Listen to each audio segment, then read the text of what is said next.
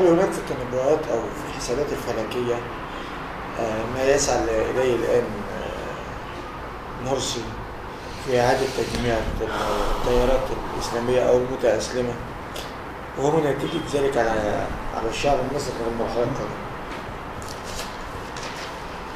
ما هو الشعب أكل الهم وساكت. هيعمل ايه الشعب أكتر من كده؟ الشعب هيبقى قلت لك صرخة المظلوم، يعني ما حدش هيسكت خلاص.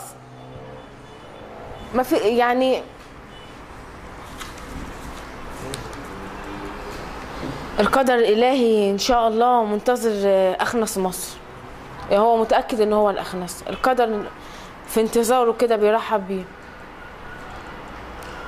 اللي الشيطان معاه وهو في كل مكان.